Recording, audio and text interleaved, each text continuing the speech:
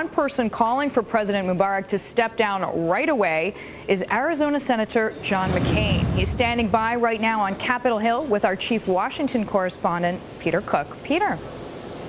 Deirdre, thanks very much. I am joined by Senator McCain. Senator, good to see you. Thank you for the time. Thanks, Peter. Interesting time in the world right now. You had issued a pretty tough statement yesterday calling for President Mubarak to go. My question to you is, if he doesn't, what should the United States do? I don't know, Peter, what we should do. Our options are limited. I do believe, frankly, that it's almost inevitable that President Mubarak is going to step down. But obviously, we can talk about aid and we can talk about those other things.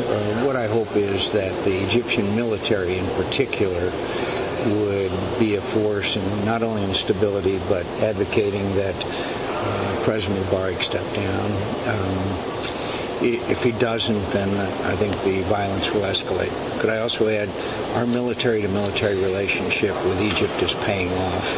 I think they're now playing what stabilizing role there is there, and I think they will play a big role in the transition.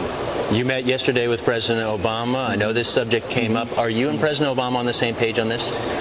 I think in principle we certainly are, but I don't pretend to tell the president what to do because he has access to more information than I do.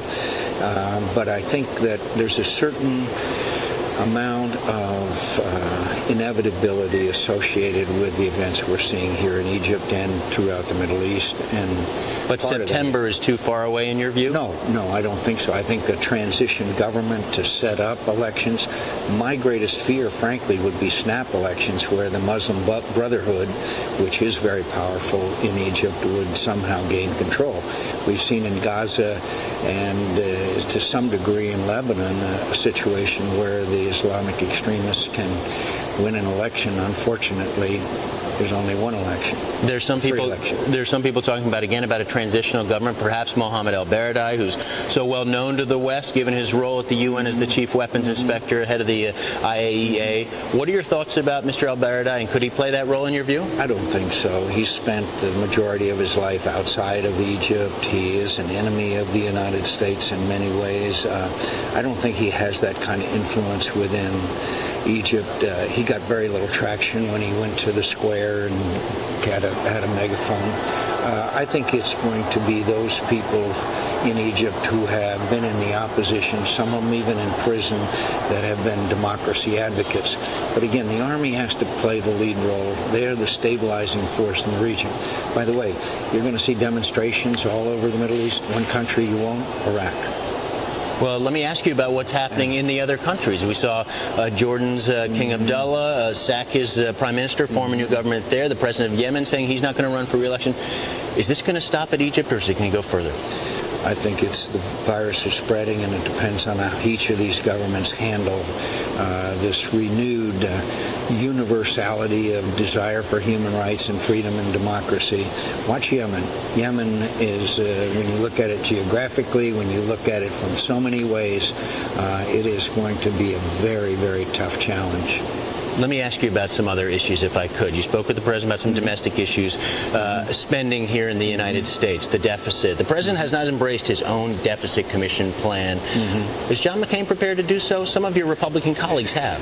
Well, yeah, look, I think it was their outline was excellent, and I certainly agree with a lot of it. Some of it I don't agree, but we've got to get on a path to a balanced budget, and that's what the American people want. We can do it. It was just very tough decisions. We're going to have a little vote in this FAA bill that's coming up on essential air service, which is about $200 million, which most people, I certainly believe, is not necessary. It's a nice thing, not necessary. We're going to find out whether they're serious or not. Here in the Congress. Your relationship with the president, you had this one-on-one meeting yesterday. Describe it to us if you could. It's cordial. The relationship I've always had with him is cordial. We had strong differences on Obamacare, on the stimulus package, and they were passionate differences.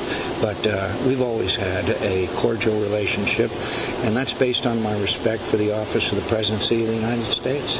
Any other issues you expect you can work with him on the next little bit? Oh, I think enhanced rescissions. Obviously, if we can get the border secured and work in that direction, I think we could work on immigration reform. I think there's a number of issues we can work together. And I think it's pretty clear the president has really pivoted to a much more centrist position, which I think it makes it much easier for us to work with him. All right, Senator McCain, as always, appreciate the time. Thanks for joining us here on Bloomberg. Senator John McCain, we'll send it back to you guys in New York. Peter, thank you so much. Our chief Washington correspondent, Peter Cook, standing by, as you just saw, with Senator John McCain.